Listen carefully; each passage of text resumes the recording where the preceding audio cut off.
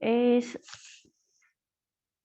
एषसुरासुरमनुसिन्धवन्दितं घोदघायिकं ममलं प्रणमामि वर्धमानं तित्थं धम्मस्य कर्तारं शेषे पुनतित्थयरे ससौवसिद्धे विशुद्धसद्भावे समनेयनानदंसन चरित तव वीर्यायारे ते ते सव्वे समगम समगम पत्तेगमेव पत्तेगम वंदामि अवट्टन्ते अर्हन्ते मानुषे खेत्ते किच्चारहन्ताणं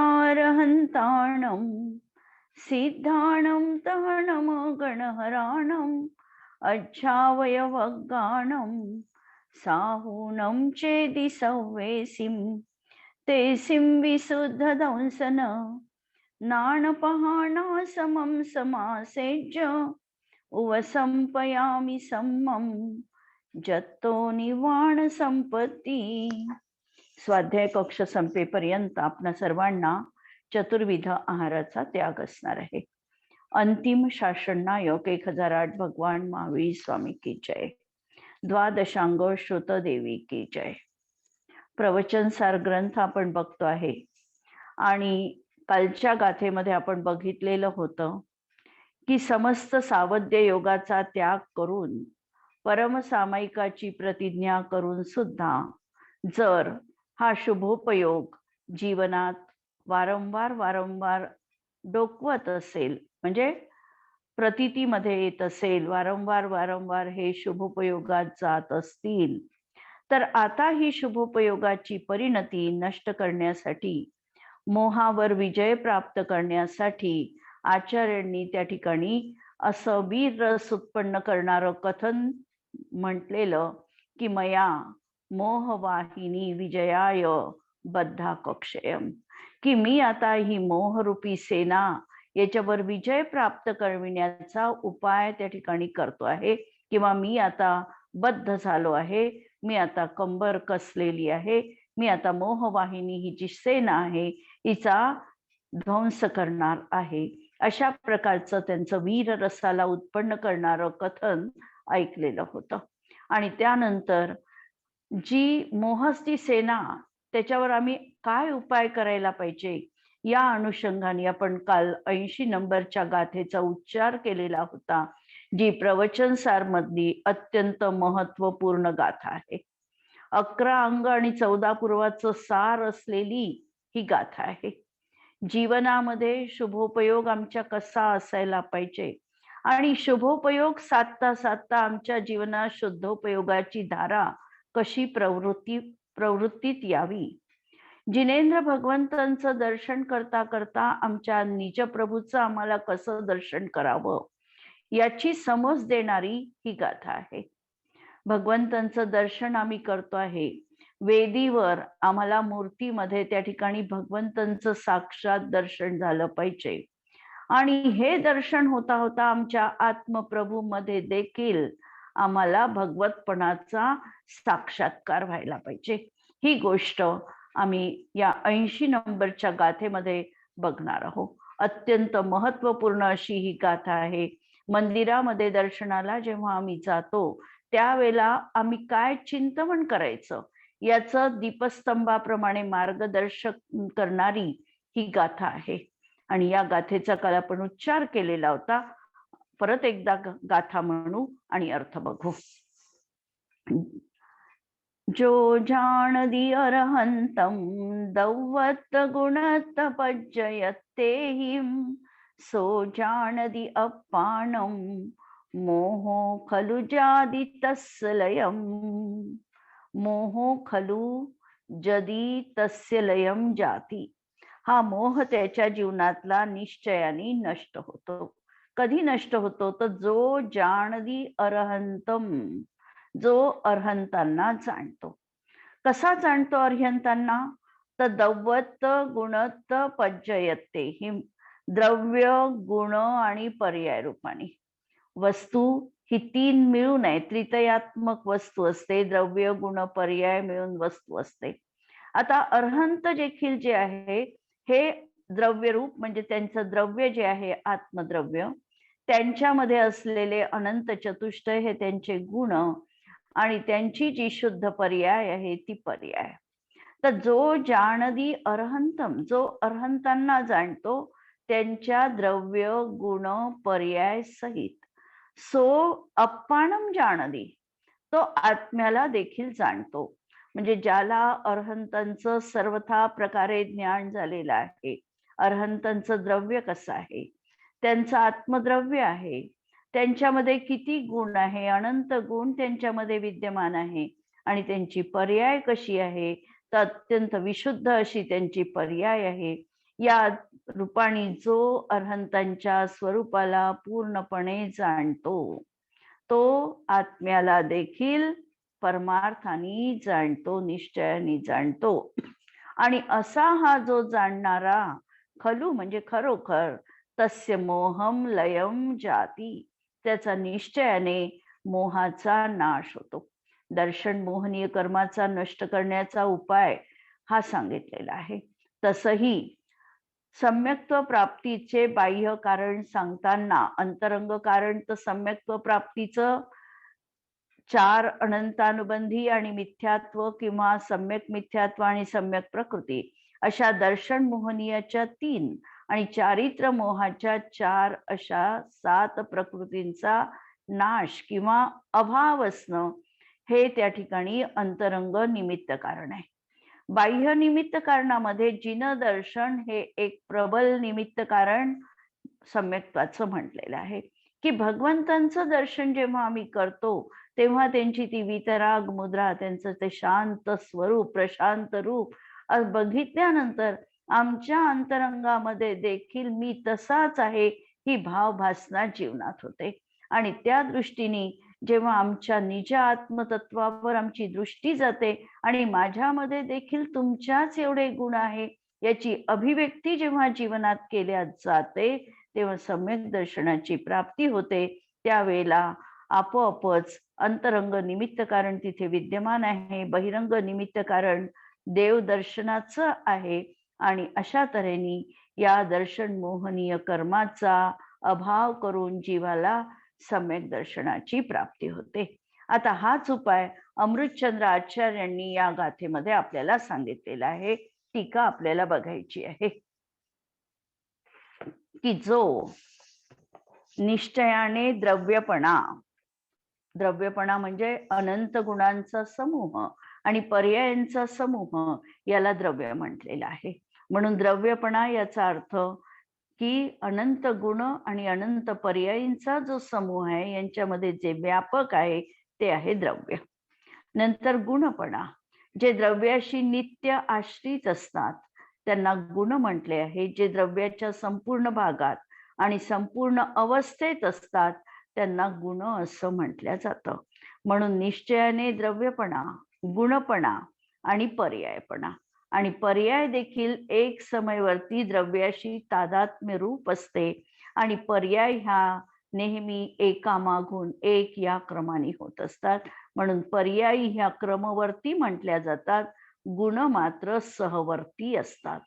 तर अशा रीतीने ज्यांनी अर्हंतांना जाणतो, जो अर्हंतांना जाणतो, अर्हंतांचं द्रव्य निखळ शुद्ध झालेलं आहे, त्यांचे गुणही आता पूर्ण शुद्ध आहे आणि त्यांची पर्याय देखील शुद्ध आहे.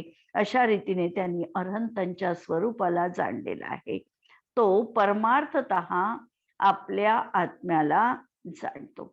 ज्यांनी अर्हंतांना जाणलं त्यांनी आपल्या आत्म्याला पण जाणलं. कारण भगवंतांचं दर्शन घेत असताना त्याची दृष्टी ही भगवंतावरून स्वतःच्या आत्म्याप्रत येऊन पोचलेली आहे.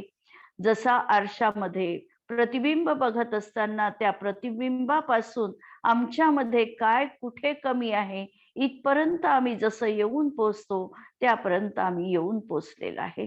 आणि विचार करता करता की अर्हंतांचं जसं द्रव्य आहे तसंच माझंही द्रव्य आहे, तर शुद्ध द्रव्यार्थिक नयानी हा जीव शुद्ध आहे.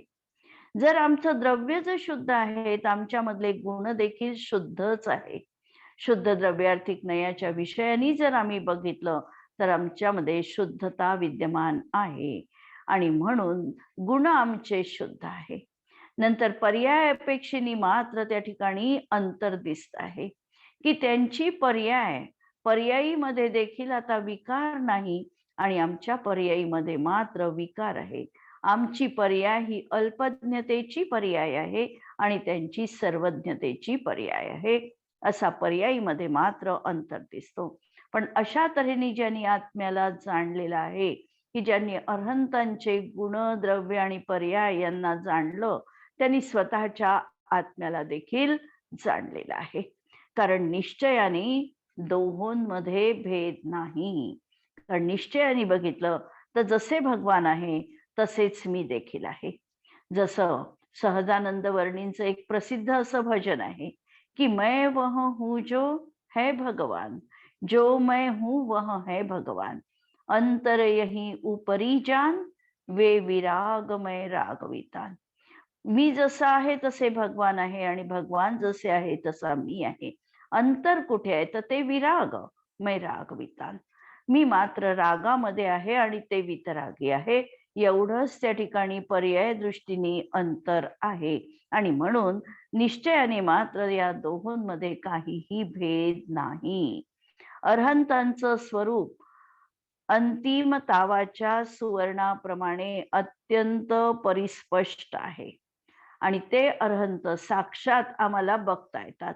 सिद्धांच्या बाबतीत आम्ही बघू शकत नाही, कारण सिद्ध हे अमूर्तिक आहे, अशरीरी आहे आणि ते सिद्धालयामध्ये विराजमान आहे. त्यामुळे सिद्धांचं स्वरूप आम्हाला बघता येत नाही. पण अरहंत जे आहे हे समव शरणामध्ये साक्षात विराजमान आहे. त्यांचं शुद्ध स्वरूप आम्ही बघू शकतो. म्हणून ते सुवर्णाप्रमाणे अत्यंत पूर्ण रीतीने शुद्ध, परिष्कृत झालेले आणि असे ते अत्यंत स्पष्ट शुद्ध आहे. म्हणून अरहंतांचे ज्ञान झाले असताना सर्व आत्म्याचे सर्व ज्ञान होते. म्हणून ज्या वेळेला अरहंतांचं ज्ञान झालेलं आहे त्यावेळेला सर्वांचं ज्ञान होते. येथे अन्वय म्हणजे द्रव्य होय. अन्वय हा शब्द द्रव्यासाठी अनेक शब्द वापरलेले आहे. जसं द्रव्याला आम्ही वस्तुत्व गुणधर्माच्या अपेक्षेने वस्तू म्हणू शकतो. प्रमेयत्व गुणाच्या अपेक्षेने त्याच द्रव्याला आम्ही प्रमेय देखील म्हणू शकतो. अशा तऱ्हेने द्रव्याला अनेक नावं त्या ठिकाणी आहे. इथे अन्वय म्हणजे धर्म.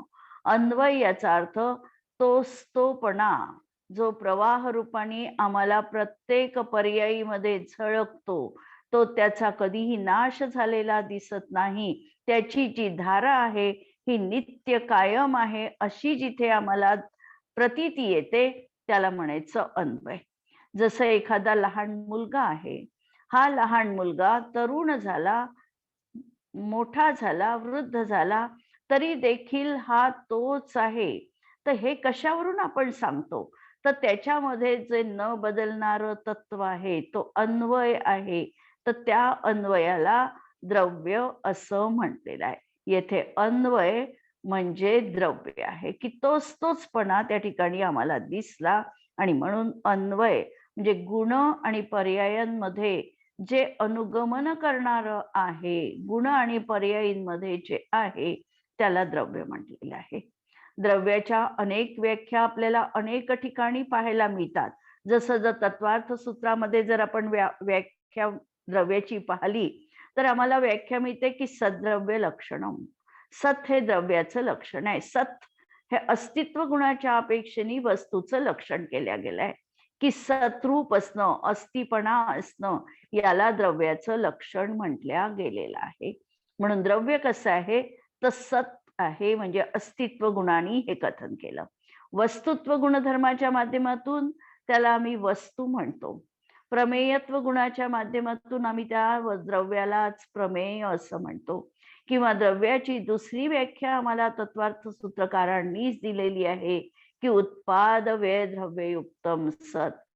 हे जे त्यांनी उत्पाद व्यय द्रव्ययुक्तम सत ही व्याख्या दिली ही द्रव्यत्व गुणाच्या अपेक्षेने. द्रव्यत्व याचा अर्थ परिणमनशीलत्व. द्रव्य कसं आहे तर प्रति समय परिणमनशील आहे आणि या दृष्टीने त्याची ही व्याख्या देखील आपल्याला मिळते. किंवा तिसरी व्याख्या गुणपर्ययवत द्रव्यम, गुण आणि पर्यायी एवढं द्रव्य आहे, ही अगुरु लघु गुणत्वाच्या प्रधानतेने आम्हाला व्याख्या मिळते. किंवा याच प्रवचनसार ग्रंथामध्ये पुढे द्रव्याची व्याख्या सांगणार आहे आणि ती व्याख्या थोडं सुतोवाच करते मी या ठिकाणी, कारण ती व्याख्या थोडी समजण्यासाठी आम्हाला कदाचित कठीण जाऊ शकते. पण त्या व्याख्येमध्ये 2 शब्द त्यांनी ठेवले, तिर्यक विस्तार प्लस ऊर्ध्वता विस्तार म्हणजे द्रव्य. अगदी 4 शब्दांमध्ये द्रव्याची व्याप्ती आणि व्याख्या सांगितली. तिर्यक विस्तार, तिर्यक विस्तार याचा अर्थ प्रदेश असणं आणि त्या प्रदेशांमध्ये गुण व्यापक आहे, कारण गुण हे प्रतिसमय प्रत्येक सोबत असतातच असतात आणि म्हणून तिर्यक विस्तार याच्यामध्ये गुणांमध्ये व्यापकपणा आणि प्रदेशांमध्ये व्यापकपणा. आणि ऊर्ध्वता सामान्य, ऊर्ध्वता सामान्य जसं एका मागून एक जर अशा वस्तू आम्ही मांडल्या तर वस्तूला आपोआप उंची प्राप्त होते, त्याप्रमाणे ह्या पर्यायी देखील एका मागून एक या क्रमाने होतात आहे. म्हणून या पर्यायींना जणू काही ऊर्ध्वता प्राप्त झाली आणि या ऊर्ध्वतेमध्ये व्यापून असणारं जे आहे त्याला ऊर्ध्वता विस्तार म्हणायचं आणि त्याला म्हणायचं द्रव्य. म्हणून द्रव्याची व्याख्या तिर्यक विस्तार प्लस ऊर्ध्वता विस्तार म्हणजे द्रव्य अशी या प्रवचनसार मध्ये पुढे देणारच आहे. तर अशा तऱ्हेने येथे अन्वय म्हणजे धर्म होय, द्रव्य होय. अन्वयाची विशेषण म्हणजे या द्रव्याची विशेषण जी आहे त्याला गुण असं म्हटलेलं आहे. गुणाची व्याख्या करताना जे द्रव्याच्या सर्व भागात आणि सर्व अवस्थांमध्ये असतात त्यांना गुण म्हटलेलं आहे. किंवा निर्गुणाः गुणाः, तत्वार्थ सूत्रकार उमास्वामी आचार्य म्हणतात की निर्गुणाः गुणाः, गुण निर्गुण आहे. गुण निर्गुण आहे याचा अर्थ गुण स्वतःच्या आश्रयाने दुसऱ्या गुणाला ठेवत नाही. गुण स्वतःचं कार्य स्वतः करतो, दुसऱ्याचं कार्य करत नाही. एका गुणामध्ये दुसरा गुण आश्रय रूपाने असत नाही. द्रव्यामध्ये गुण आश्रय रूपाने आहे, पण एका गुणात दुसऱ्या गुण आश्रय रूपाने नाही. म्हणून निर्गुणाः म्हणजे गुण दुसऱ्याच्या म्हणजे दुसऱ्या गुणाला आश्रय देत नाही, एक गुण दुसऱ्या गुणाचं कार्य करत नाही, म्हणून त्याला निर्गुण असं म्हटलेलं आहे. ही व्याख्या तत्वार्थ सूत्रामध्ये आपल्याला मिळते. आणि जी याला गुणांना सहवर्ती विशेष पण म्हटलंय की सोबत असतात, द्रव्याच्या संपूर्ण भागात आहे आणि संपूर्ण अवस्थेत आहे. जसा समजा आपण पुद्गलाचा स्पर्श गुण घेतला तर स्पर्श गुण पुद्गल द्रव्य जे आहे त्या पुद्गल द्रव्याच्या संपूर्ण भागात व्यापून आहे आणि त्याच्या कितीही पर्यायी झाल्या तरी प्रत्येक पर्यायीमध्ये स्पर्श गुणाची अभिव्यक्ती असणारच आहे.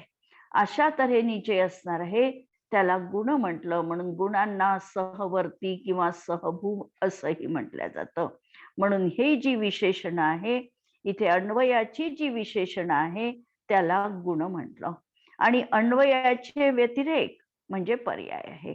आणि अन्वयाचा व्यतिरेक, अन्वयाचा व्यतिरेक म्हणजे व्यतिरेक याचा अर्थ हे ते नाही, त्याला म्हणायचं व्यतिरेक.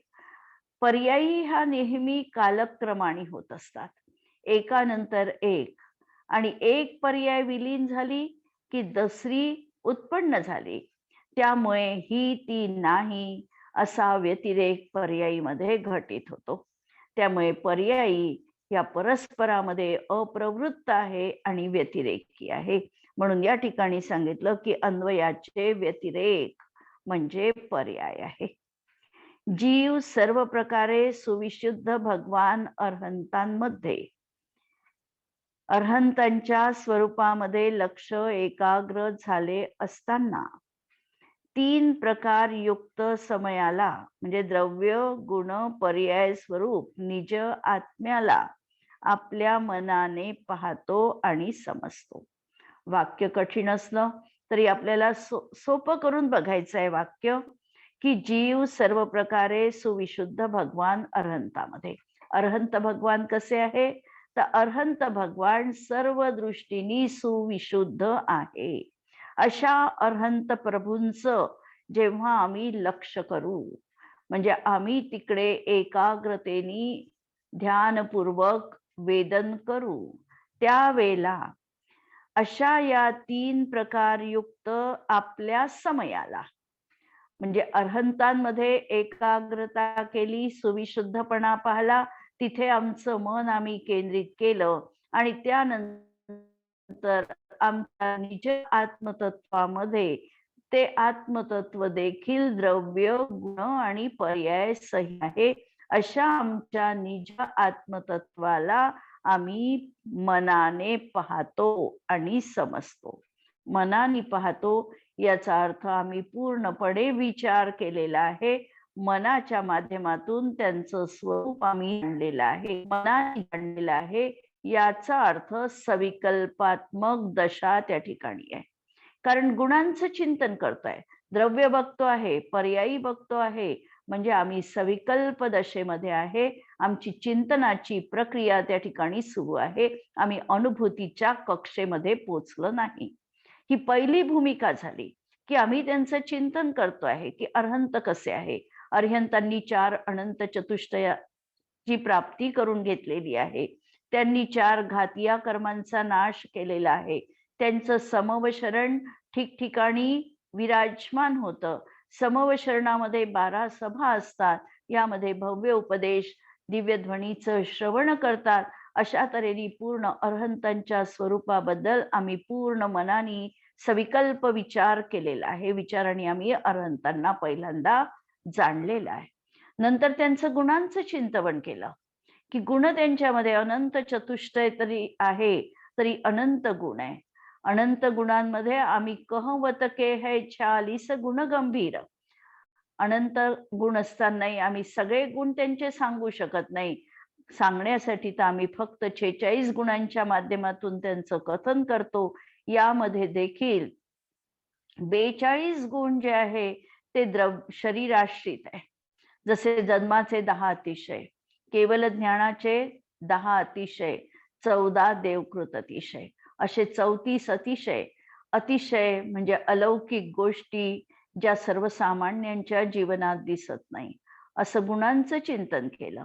8 प्रातिहार्य तुमच्या समविचरणामध्ये उपस्थित आहेत, यांचं आम्ही चिंतन केलं. आणि आत्माश्रित जे 4 अनंत चतुष्टय आहे याचं देखील आम्ही कथन केलं. आणखी त्यांच्यामध्ये अनंत गुण आहे, आम्ही त्याचं बखान करू शकत नाही. म्हणजे बृहस्पती जरी आले तरी बृहस्पती देखील त्यांच्या गुणांचं वर्णन करायला समर्थ नाही. समुद्राची शाई जरी आम्ही केली आणि धरतीची लेखणी जरी केली तरी त्यांचे गुण आम्ही सांगू शकत नाही. अशा तऱ्हेचं त्यांच्या गुणांबद्दल चिंतन केलं. आणि त्यांची जी सुविशुद्ध पर्याय आहे, केवल ज्ञानाची पर्याय आहे, ज्या पर्यायीमध्ये षष्ठान पतित आणि वृद्धी रूप परिणमन जरी होत असलं तरी सदृश रूपाची त्यांची सुविशुद्ध अशी पर्याय आहे, तिचं आम्ही अवलोकन केलं. आणि याचं अवलोकन करत असताना अरहंत प्रभूंच्या मध्ये मन एकाग्र केलं आणि आम्हाला जाणवलं, भावभासना झाली की अरे, अरहंतांचे जसे गुण आहे तसेच माझेही गुण आहे. त्यांचं जसं द्रव्य आहे तसं माझंही द्रव्य आहे. अंतर कुठे आहे? तर पर्यायीमध्ये अंतर आहे. पर्याय त्यांची सुविशुद्ध आहे, माझी मात्र तेवढी सुविशुद्ध अजून झाली नाही. अशा तऱ्हेने हा आपल्या मनाने पाहतो आणि समजतो. जसे हा चेतन आहे अशा प्रकारचा अन्वय म्हणजे द्रव्य आहे की अरे, हा चेतन आहे. या ठिकाणी चेतन हा शब्द द्रव्यासाठी आलेला आहे. चेतन द्रव्य म्हणून हा चेतन आहे म्हणजे हा द्रव्य आहे. असा प्रकारचा अन्वय म्हणजे द्रव्य आहे. अन्वयाच्या आश्रित असणारे चैतन्य विशेषण म्हणजे गुण आहे. पाच चेतन आणि चैतन्य हे 2 शब्द वापरले. चेतन हा शब्द या ठिकाणी आलेला आहे द्रव्यासाठी आणि चैतन्य हा चेतनेची विशेषता म्हणजे गुण यासाठी वापरलेला आहे. आणि एक समय मात्र कालाची मर्यादा असल्यामुळे परस्परामध्ये अप्रवृत्त अन्वयाचे व्यतिरेक म्हणजे पर्याय आहे. आणि पर्याय काय आहे? तर पर्याय एक समय मात्र कालाची त्याला मर्यादा आहे, की एक समयच तिचं अस्तित्व आहे. पण ती एक समय जरी अस्थिरूप असली तरी त्या समयात ती द्रव्याशी तन्मय आहे. दुसऱ्या समयात दुसरी पर्याय होणार आहे, पहिली विलीन झाली, नष्ट झाली पेक्षाही त्या द्रव्यामध्ये ती विलीन झाली आणि त्या द्रव्याचीच दुसरी पर्याय उत्पन्न झाली. अशा तऱ्हेचे एक कालमर्यादा त्या ठिकाणी असताना एका समयाची मर्यादा पर्यायीमध्ये आहे. आणि ह्या पर्यायी परस्परांमध्ये अप्रवृत्त आहे याचा अर्थ एक पर्याय विलीन होते तेव्हा दुसरी पर्याय असते. अशा तऱ्हेने ही ती नाही अशा व्यतिरेक त्या पर्यायीमध्ये घटित होतो आणि त्यामुळे पर्यायीत परस्परांमध्ये अप्रवृत्त असतात, एकमेकांमध्ये त्या जात नाही. एका समयात एकच पर्याय त्या ठिकाणी आहे. म्हणून पर्यायाची व्याख्या की एक समय मात्र कालाची मर्यादा असल्याने, एक समय मात्र कालाची मर्यादा म्हणजे एकाच कालामध्ये ती पर्याय आहे अशी असल्यामुळे परस्परामध्ये अप्रवृत्त, परस्परामध्ये ती प्रवेश करत नाही, एक विलीन पावते आणि दुसरी उत्पन्न होते.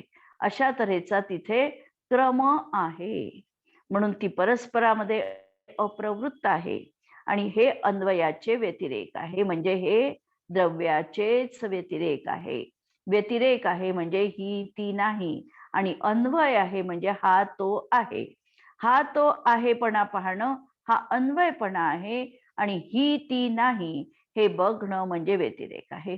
जसं आता बालकाचं आपण उदाहरण घेतलं तर बालकामध्ये जसं आपण म्हणतो की हा छोटेपणीचा आहे किंवा फोटो आपण दाखवल्यानंतर की अरे हा तर माझाच लहानपणचा फोटो आहे, हे जसं आपण त्या अन्वयाच्या आधारे शोधू शकतो.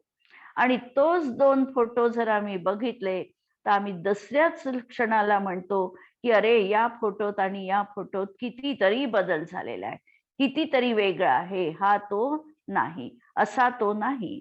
आणि असं हे पाहणं हा झाला व्यतिरेक, की हे ते नाही, हे बघणं म्हणजे व्यतिरेक आहे. असे जे व्यतिरेक आहे याला पर्यायी म्हणतात. म्हणून पर्यायी कशा आहे तर क्रमभू आहे, क्रमाने होणारे आहे, क्रमवर्ती आहे. आणि गुण कसे आहे तर सहवर्ती किंवा सहभू आहे. आणि हे अर्थात चैतन्य विवर्ताच्या म्हणजेच आत्मपरिणमनाच्या ग्रंथी किंवा पर्याय आहे. आणि हे काय आहे तर हे चैतन्य विवर्ताच्या, चैतन्य विवर्त याचा अर्थ चैतन्य आत्मपरिणमनाच्या, ग्रंथी म्हणजे गाठी, म्हणजेच त्याला पर्यायी म्हटलेलं आहे.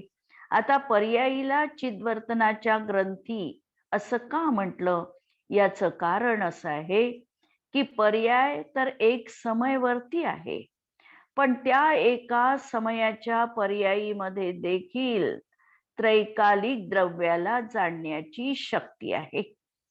त्रैकालिक द्रव्याचा निर्णय करणारी एक पर्याय आहे, म्हणून तिला या ठिकाणी चैतन्य विवर्ताची ग्रंथी असं देखील म्हटल्या गेलेलं आहे. आता याप्रमाणे त्रैकालिकाला देखील म्हणजे त्रैकालिक आत्म्याला सुद्धा एकेकाळी जाणणारा हा जीव. अशा तऱ्हेने काय आता जीवानी की त्रैकालिकाला देखील हा जो त्रैकालिकपणा आहे याला एका काळी जाणणारा हा जीव, एका समयात एका समयाच्या पर्यायीत हा जीव जाणतो, इतकं याचं सामर्थ्य आहे. ज्याप्रमाणे लोंबकळणाऱ्या हारामध्ये मोत्यांना अंतर्व्याप्त करण्यात येते. आता हा प्रत्यक्षामध्ये उपाय सांगत आहे की कशा तऱ्हेने आम्हाला आत्मद्रव्याकडे बघायचंय. आम्ही आतापर्यंत सविकल्पात्मक भूमिकेतून अरहंतांच्या द्रव्याला जाणलं, गुणाला जाणलं आणि पर्यायीला जाणलं. पण जोपर्यंत सविकल्प दशा आहे, भेदरूप आहे, मनाने चिंतन सुरू आहे, तोपर्यंत अजूनही आम्ही अनुभूतीच्या प्रांतात गेलो नाही. आणि अनुभूती साक्षात झाल्याशिवाय सम्यक दर्शनाची प्राप्ती होऊ शकत नाही. आणि खऱ्या अर्थाने मोहनीय कर्म, दर्शन मोहनीय कर्म आमचं नष्ट होत नाही. कारण दर्शन मोहनीय कर्माच्या बाबतीत असं आहे की अनादि मिथ्या दृष्टीला तर पहिल्यांदा मिथ्यात्व जीवनात असतं, एकटं मिथ्यात्व आहे. या मिथ्यात्वाचा उदय जो आहे हा सविकल्प अवस्थेत जरी विचारांनी तो अरहंतांशी तन्मय झाला असला, स्वतःच्या आत्मप्रभूमध्ये देखील तशा प्रकारचे ते गुण बघत असला, तरी देखील मिथ्यात्व कर्माचा उदय जोपर्यंत आहे तोपर्यंत पर्यायीमध्ये याचं मिथ्यात्व कर्म असणार आहे. उपयोगाने हा समरस आपल्या निज आत्मतत्वाशी झालेला आहे. उपयोग मिथ्यात्वाशी एकाकार नाही आणि तरी देखील पर्यायीमध्ये मिथ्यात्व त्याचं विद्यमान असतं आणि नवीन मिथ्यात्वाचा देखील तो बंध करतो. म्हणजे 3 गोष्टी त्याच्या जीवनात घडतात. पूर्वबद्ध मिथ्यात्व कर्माचा उदय आणि नंतर जीवाचा त्या समयात मिथ्यात्व रूप परिणाम आणि नवीन कर्मबंध. या 3 गोष्टी त्याच्या जीवनात युगपत घडत असतात आणि म्हणून या ठिकाणी सविकल्प भूमिकेमध्ये ही अजूनही त्याची मिथ्यात्व दशा आहे. पण ही मिथ्यात्व दशा आणि अनादी थोडी मिथ्यात्व दशा याच्यात फरक आहे. याला कदाचित सातिशय मिथ्यादृष्टी असं आपण म्हणू शकतो. सातिशय मिथ्यादृष्टी म्हणजे लगेचच अंतर्मुहूर्तात त्याला आता सम्यक्त्वाची प्राप्ती होणार आहे. पण जोपर्यंत सम्यक्त्व प्राप्त होत नाही तोपर्यंत मिथ्यात्वाचा उदय निरंतर सुरू आहे. पर्यायीमध्ये मिथ्यात्व भाव आहे आणि नवीन मिथ्यात्व कर्माचा तो बंधही करतो आहे. म्हणून आता या मिथ्यात्वाला जर आम्हाला बाजूला करायचं असेल, याचा जर आम्हाला अनुदय अपेक्षित असेल, याचा जर पहिल्यांदा अनादि मिथ्या दृष्टी असेल, तर याला नेहमी औपशमिक सम्यक्त्व प्राप्त करावं लागतं. आणि म्हणून या मिथ्यात्वाचा जर उपशम त्याला करायचा असेल, तर तो उपशम कसा होईल जीवनात याची कला सांगतात आहे की तुला अभेद आत्मस्वभावाचा विचार करावा लागेल. विचार करण्यापर्यंतही सविकल्प दशा आहे, पण या अभेद आत्म्यामध्ये तुला लीन व्हावं लागेल आणि लीन झाला की तिकडे मिथ्यात्व नष्ट होणार आहे. अशा तऱ्हेची ही घटना. म्हणून अभेदाची अनुभूती कशी घ्यायची, अभेद आत्मतत्वाकडे आतापर्यंत विचार द्रव्य गुण पर्यायचा त्रितयात्मक विचार आहे आणि या विचारांना आता एक धारेमध्ये एक अखंड आत्मतत्वामध्ये कसं एकाग्र करायचं या दृष्टीने आता आचार्य सांगत आहे. म्हणून की लोंबणाऱ्या हारामध्ये मोत्यांना अंतर्व्याप्त करण्यात येते. या ठिकाणी जो हाराचा दृष्टांत दिलेला आहे, तर हार म्हणजे जणू काही आत्मा. यामधले जे मोती आहे हे मोती म्हणजे पर्यायी आणि मोत्यामधला जो गुणधर्म आहे शुभ्रपणा चमक हे म्हणजे त्याचे गुण. म्हणजे हार म्हणजे द्रव्य असं लावा, नंतर मोती म्हणजे पर्याय लावा, कारण खूप साऱ्या मोत्यांचा मिळून हार बनलेला आहे आणि या मोत्यांमधला जो शुभ्रपणा आहे, चमक आहे, जडणघडण आहे, त्याची जी व्हॅल्यू आहे, किंमत आहे, हे सगळे त्याचे गुणधर्म आहे. तर अशा तऱ्हेने हा लोंबणाऱ्या हार आहे. आणि लोंबणारा हार का घेतला, लटकता हार का घेतला, तर लटकता हार घेण्यामध्ये देखील उद्देश हा आहे की द्रव्य जे आहे हे आमचं द्रव्य असं कूटस्थ नित्य नाही. या द्रव्यामध्ये निरंतर परिणमन होत आहे.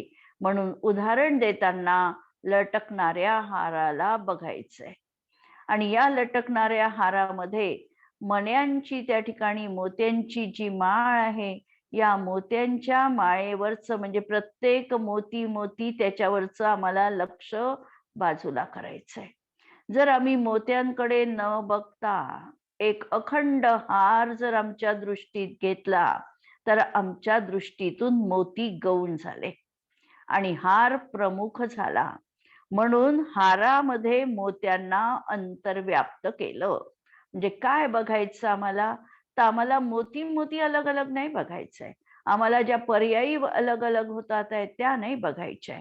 आम्हाला त्या पर्यायीमध्ये व्यापून असलेलं असं हारस्थानीय असं आत्मद्रव्य बघायचंय. म्हणून हारामध्ये मोत्यांना अंतर्व्याप्त करण्यात येते. म्हणून पहिल्यांदा तर आम्ही मोत्यांची परीक्षा केली, नंतर आम्ही त्याचे हार तयार केला, हे सगळं सगळं केलं. पण हे केल्यानंतर आता इथपर्यंत भेद परक दृष्टी होती. आता या भेदांना आम्हाला एकाग्रत करायचंय, एकाच अग्रावर केंद्रित करायचंय, अंतर्निहित करायचंय. तर आम्ही मोत्यांना जे अलग अलग बघत होतो, या मोत्यांवरचं लक्ष काढून आम्ही आमचं लक्ष आता हारावर केंद्रित केलं. म्हणजे आम्ही पर्यायीकडे जे बघत होतो, हे पर्यायींना न बघता आम्ही आत्मतत्वामध्ये आमचं मन एकाग्र केलं आणि म्हणून हारामध्ये मोत्यांना अंतर्व्याप्त करण्यात येते. उदाहरण आपल्याला लक्षात आलं असेल आता, की असा हा लटकणारा हार म्हणजे जणू काही द्रव्य आहे. नंतर त्याच्यामधले मोती जे आहे ते जणू काही पर्यायी आहे आणि मोत्याचे जे गुणधर्म आहे ते म्हणजे त्या ठिकाणी त्यांचे गुण आहे. अशा तऱ्हेने याला अंतर्व्याप्त केलं. तद्वत चिद्विवर्तनांना चेतनामध्ये अंतर्व्याप्त करून उदाहरण सांगितल्यानंतर त्याच्यावरून दृष्टांतावर आचार्य आले, की त्याप्रमाणे आमच्या ह्या चिद्वर्तना म्हणजे चैतन्याच्या ज्या पर्यायी आहे, ज्या व्यतिरेक स्वभावी आहे, यामध्ये चेतनामध्ये त्याला अंतर्व्याप्त केलं. द्रव्यामध्ये, चेतन द्रव्यामध्ये त्याला अंतर्व्याप्त केलं. आणि अशा तऱ्हेने या पहिल्यांदा पर्यायीला आम्ही अंतर्व्याप्त केलं आणि विशेषत्वाची वासना भेदबुद्धी अंतर्ध्यान पावल्यामुळे आणि विशेष तर विशेषण झालं हे गुण आणि विशेष झालं हे द्रव्य. आता अशा तऱ्हेचा विशेषणपणा हा भेदही आमच्या दृष्टीमध्ये दिसला नाही. याला देखील आम्ही गौण केलं की हे ज्ञान आहे, हा आत्मा आहे, हे दर्शन आहे, हे आत्मगुण आत्मतत्व आहे. अशी जी भेदपरक गुणांच्या माध्यमातून दृष्टी होती, ही देखील त्या ठिकाणी आम्ही अंतर्निहित केली. ही देखील अंतर्ध्यान पावली याचा अर्थ या ठिकाणी अदृश्य झाली, आम्हाला दिसली नाही. मला वाटते आज आपल्याला इथेच थांबावं लागत आहे आणि उद्याच्या याच्यामध्ये आपण याचं विशेष आणखी स्पष्टीकरण बघणार